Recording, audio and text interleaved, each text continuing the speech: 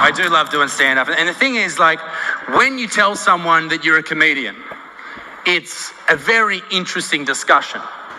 Because they ask me, what do you do if there's a heckler? Now, I am used to hecklers. I started my stand-up career in Newcastle at pubs with drunk fucking idiots, and then I moved to Sydney with more drunk fucking idiots and everywhere, right? So I'm used to people yelling shit out, and it's usually the same sort of person. But my favourite heckler of all time happened in Broken Hill. Anyone know Broken Hill? It is a desolate shithole, okay? That is where they filmed Mad Max. There's nothing but sand and rusted out cars, okay? And I went there out of the goodness of my own heart. And I did a show, and it was a great show, but there was a young man who flew out to meet me there and to do the show, to watch the show. He flew out from Sydney, right? And he landed probably that afternoon, I would assume. But he probably spent about $300-400 getting one of those shitty little planes out to Broken Hill. And I was absolutely stoked to have him there when I found out that he'd spent that much money just getting there. He's a young 18-year-old guy. His name was Scotty, right? And he sat probably in the third row. Now, in most comedy rooms, you cannot see the third row. The lights are so bright up the top that you can't see past probably maybe the second row's faces. So he was in pitch fucking darkness. Couldn't see a thing. And I walk out and I'm telling jokes and they're amazing, I'm sure you can imagine. And I go through a few punchlines, and as the laugh often does, it peaks and then it peters out. This is where Scotty hit me with the best heckle of all time.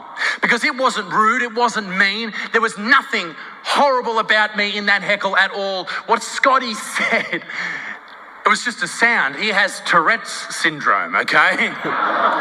Absolute true story. Sitting in the third row, I walk out, tell a joke, it peters, the laughter goes to silence, and all I hear from young Scotty is,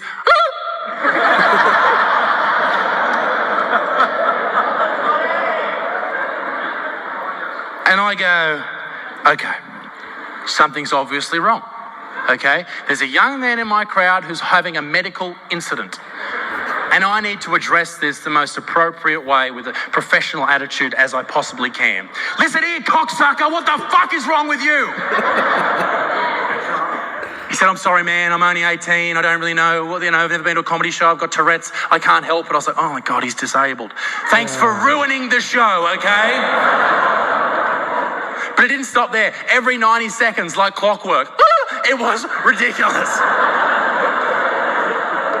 Every time there was a silence, it was crazy. This little prick was getting more laughs than me. And the way his Tourette's works, this was fantastic. The way his Tourette's works was he would do more of the tics. He would have more of the tics when he got excited, okay? So he would laugh, everyone would laugh, and then he'd go, right? And then everybody else would laugh at him, so then he'd do it again, okay? And it formed this weird negative feedback loop. He was sitting there at one point for about 5 minutes going,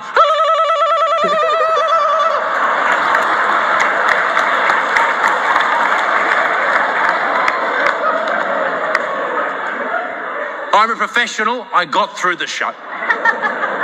And I spoke to Scotty afterwards, a lovely man. And it's one of those situations where something weird has happened, or there's, a bit of, something's gone on, and it's a bit awkward, and you try and make a bit of a joke to sort of, kill the weirdness in the conversation. And I went up to him and I just said, hey man, great to meet you. I tell you what, with noises like that, your mum must hear when you've got a girl over.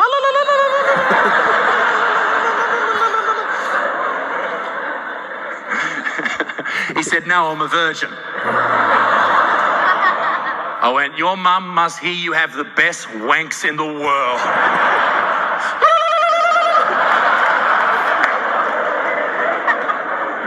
But Scotty was a great dude, and I got to know him quite well. I look forward to meeting him again. And the thing is with Scotty is he actually, he had a new job he was starting the next day. I think it was working as like a drive-through operator at Macca's or something. And so he had to fly back to Sydney quite early, so he was catching the red eye. And I remember just saying to him, mate, absolute pleasure to meet you and all the very best for the rest of your life. And, he just sort of parted ways. And before he left, his best friend came over to me. And gentlemen in the room, you'll probably know this better than ladies. A man's best mate is often the biggest piece of shit that they know. No one will put more shit on you. No one will treat you poorlier. No one will treat you poorlier, all right? They're horrible people. And this is exactly what Scotty's mate was like. He came straight over to me. He said, Isaac, great to meet you. You're amazing. You're a god. And all that stuff people normally say. And he said, listen, mate, I've got to tell you something about Scotty's disability. And I was like, oh, okay, yeah.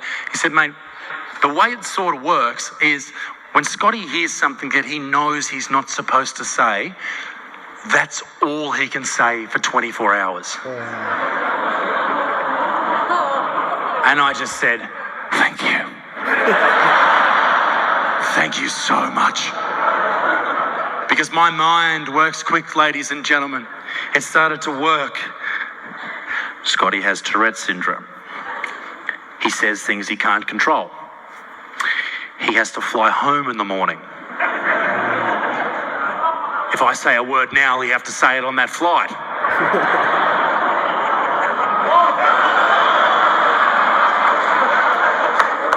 So I made a beeline for Scotty. I went straight over and I said, wait, mate, I got to shake your hand one more time. I shook his hand and whispered into his ear, Allahu Akbar.